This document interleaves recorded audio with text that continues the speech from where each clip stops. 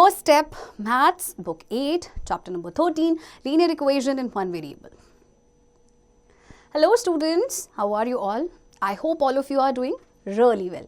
Today we will learn about linear equation in one variable. In class 7, we have learned about linear equations and their solutions. Let us review them before knowing more about the types of linear equation. अच्छा, linear equation उनके solution के बारे में हमने class 8 में पढ़ा था, तो पहले उसको थोड़ा सा review कर लेते हैं. Okay, equation. An equation is a statement of equality of two algebraic expressions involving one or more variables.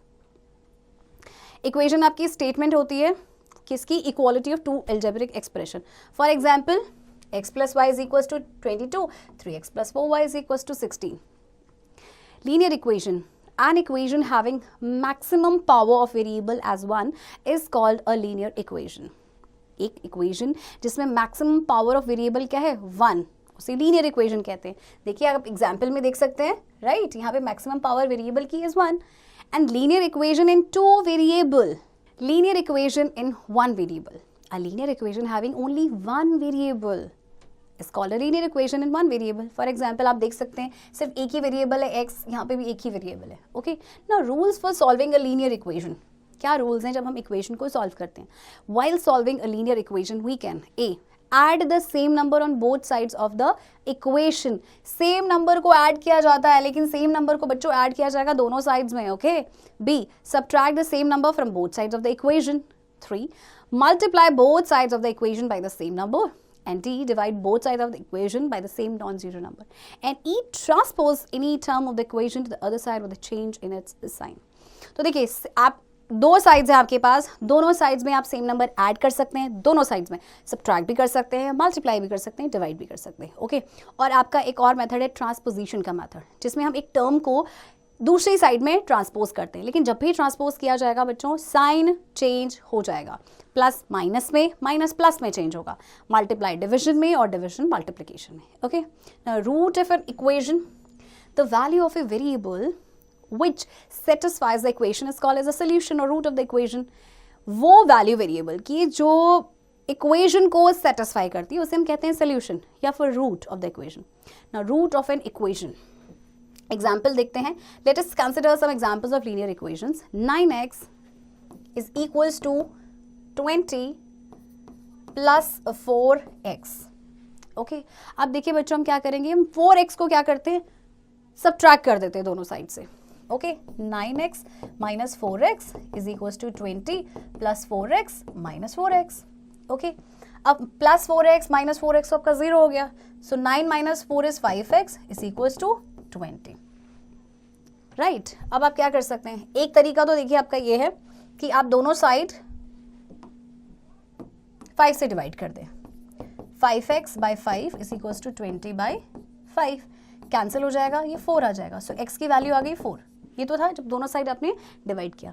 Otherwise आप क्या कर सकते हैं, alternatively 5x is equals to 20 आपके पास, x 20 यही रहेगा. हम 5 को ट्रांसपोज कर देंगे टू अदर साइड, और क्योंकि यहाँ पे मल्टीप्लिकेशन में है तो यहाँ के डिवीजन में हो जाएगा. सो x की वैल्यू आपके पास आ जाएगी बच्चों 4. Okay, so similarly you will solve other equations also. Okay, let's do one more example. Solve 3y plus 6 is equals to 15. Okay, अब ट्रांसपोजिशन मेथड का हम यूज करते हैं. 6 को हम उधर ट्रांसपोज कर देंगे राइट साइड. सो 6 का साइन चेंज हो जाएगा, माइनस का 6. 3y is equals to 15 minus 6 is 9. Again हमें ट्रांसपोज करना है, किसको ट्रांसपोज करेंगे, 3 को. 3 मल्टीप्लाइड है, राइट साइड जाके डिवाइड हो जाएगा. सो y की वैल्यू आपके पास बच्चों आ गई 3. ओके, टिप क्या कहती है, the value of the variable which satisfies the equation is called a solution और रूट ऑफ द इक्वेशन, जो हमने प्रीवियस पेज में भी पढ़ा. Next, if the equation is not linear or the equation is in more than one variable, then the equation will have more than one solution. अगर equation linear नहीं है या एक से ज़्यादा वेरिएबल है, फिर तो सोल्यूशन भी एक से ज़्यादा होंगे. Okay children, so next example आपने खुद से करना है and also do practice of this exercise. Okay, application of linear equations. अब एप्लीकेशंस लीनियर इक्वेशंस की देखते हैं. Mathematics is widely used in day-to-day life. Many practical problems can be translated into mathematical language. These problems involve some relation between the known and the unknown quantities. We can formulate the problems in equations and then solve them by any of the methods explained in earlier section. देखिए mathematics आपके daily life में use होता है कहीं ना कहीं. बहुत सारी प्रैक्टिकल्स आपके प्रॉब्लम्स होते हैं जिनको हम मैथमेटिकल लैंग्वेज में ट्रांसलेट करते हैं. ओके इसमें आपके कुछ रिलेशन होता है कुछ नोन और अननोन क्वांटिटीज़ के साथ. Okay so the following steps are helpful while solving the word problem. अब जब भी आपके पास वर्ड प्रॉब्लम आएंगी तो आपको क्या स्टेप्स ध्यान में रखने हैं वो देखते हैं. A, read the given problem thoroughly and list down the information given. पहले तो आपको अच्छे से उस प्रॉब्लम को समझना है, फिर जो भी इंफॉर्मेशन गिवन होगी उसको लिस्ट डाउन करना है. B, identify the unknown quantity. Okay ये बहुत इंपॉर्टेंट है कि जो अननोन क्वांटिटी आपने उसको आइडेंटिफाई करना है and represented by some variable like say X Y Z और ए बी सी, किसी भी वेरिएबल से इसको आप रिप्रेजेंट कर सकते हैं. C, express the problem as an equation. फिर आपको क्या करना है उस प्रॉब्लम को इक्वेशन में कन्वर्ट करना है, इक्वेशन उसकी बनानी है. D, solve the equation for the variable. फिर आपके पास इक्वेशन आ गई, फिर आप उसे सॉल्व कर सकते हैं. And E, check whether the solution satisfies the given equation the problem. और फिर आपने चेक भी करना है कि सोल्यूशन उस इक्वेशन को सेटिस्फाई कर भी रहा है या नहीं. Okay so let us some word problems using the above stated steps. Example 1. Two numbers are in the ratio 2:5 and their difference is 60. Find the numbers. Okay. यहाँ पे देखिए unknown quantity क्या है? Numbers. हमें numbers ही नहीं पता लेकिन ये पता है कि दो numbers का ratio क्या है. Okay. So let the number be. Let the numbers be. We have given the ratio 2:5. Okay. So हम इसे let कर लेंगे 2x and 5x. और आपके पास क्या एक इन्फॉर्मेशन है कि उनका डिफरेंस दिया गया है विच इज 60. मीन्स ये जो दोनों नंबर हमने लेट किए हैं उनका डिफरेंस है हमारे पास 60. Now 3x is equals to 60. x is equals to 60/3. So x की वैल्यू बच्चों आपके पास आ गई 20. ये x की वैल्यू है, अभी हमारे पास नंबर्स नहीं है. फर्स्ट नंबर आपका क्या था बच्चों? 2x यानी कि 2 इंटू 20 40.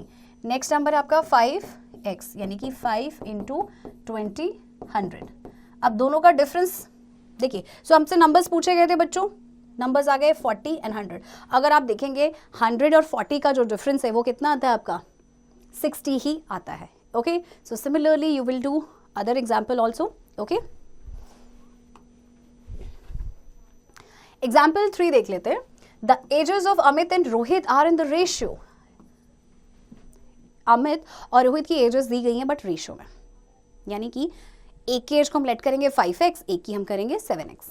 4 years फ्रॉम नाउ यानी आज से 4 साल के बाद या अभी से 4 साल. फ्रॉम नाउ का मतलब क्या हो गया? 4 साल के बाद. The ratio of their edges will be 3:4. Find the present edges. तो 4 साल के बाद उनकी जो एजेस है उसका रेशियो चेंज हो जाएगा 3:4 में. सो हमें उनकी प्रेजेंट एज को लेट करना है. ओके सो हम लेट करते हैं, फाइंड करना है हमें प्रेजेंट एज को, तो हम लेट करते हैं. Let the present ages of Amit and Rohit. Amit and Rohit B. Amit की एज देखिए 5x and 7x yours. अमित्स as कितनी है बच्चों? 5x. Rohit age 7x. Okay अच्छा, आफ्टर 4 years 4 साल के बाद क्या होने वाला है? आफ्टर 4 years अमित की एज कितनी हो जाएगी? अच्छा फॉर एग्जाम्पल बच्चों अभी आप 12 साल के हैं और 4 साल के बाद आप कितने हो जाएंगे? 16 years के. यानी आपने 12 में 4 प्लस किया, मतलब जो आपकी प्रेजेंट एज थी उसमें आपने 4 को प्लस किया. सो प्रेजेंट एज अमित की कितनी है बच्चों? 5x. सो हम इसमें 4 ऐड करेंगे. फिर आपके पास आ जाएगी रोहित की एज. रोहित की एज जो है आपके पास 7x, उसमें आप क्या प्लस करेंगे? 4. ओके अब इक्वेशन की अकॉर्डिंग टू क्वेश्चन क्या बोला गया है कि 4 साल के बाद रेशियो हो जाएगा 3:4, यानी कि अमित की एज अपॉन रोहित की एज का रेशियो हो जाएगा बच्चों 3/4. अब हमें ये इक्वेशन सॉल्व करनी है. Okay so let's solve it. 5x plus 4 upon 7x plus 4 is equals to 3/4. Okay अब हम इसे सॉल्व कैसे करेंगे? By cross multiplication. 4 5x plus 4 and equals to 3 से मल्टीप्लाई करेंगे 7x प्लस 4 को. 4 5s are 20x plus 4 4s are 16. 3 7s are 21x plus 3 4s are 12. Okay, अब हम ट्रांसपोज कर देते हैं. 20x और ये आपका हो जाएगा 21 इधर आके हो जाएगा माइनस का 21x, 12 और 16 वहाँ जाके हो जाएगा माइनस का 21 माइनस 20 माइनस x और माइनस 4. माइनस माइनस आपके कैंसिल हो जाएंगे. x इज इक्वल्स टू 4 आया. ये सिर्फ अभी 4 क्या है x की वैल्यू. प्रेजेंट एज अमित की क्या थी? Present age of Amit. बच्चों प्रेजेंट एज अमित की है how much? 5x. So 5x यानी कि 5 into 4 that is 20 years. And present age Rohit की बच्चों कितनी है? 7x यानी कि 7 into 4 that is 28 years. Okay, अब बच्चों देखिए हमसे यही तो पूछा था कि प्रेजेंट एज हमें निकालनी है अमित की जो आ गई 20 ईयर्स और रोहित की जो है 28 ईयर्स. ओके, और प्रेजेंट एज का अगर आप रेशियो निकालेंगे चेक करने के लिए 20/28 तो आपको क्या मिलेगा? 4:7. ओके, सो इसी तरह से बच्चों आपने बाकी एग्जाम्पल्स की प्रैक्टिस करनी है. ओके, वर्ड प्रॉब्लम्स को पहले फाइंड करना है, उसमें पूछा क्या गया है, अननोन क्वांटिटी को आइडेंटिफाई करना है, इक्वेशन आपने बनानी है, देन उसको सॉल्व करना है. Okay, exercise is given over here. Do it yourself and also keep doing practice of this chapter.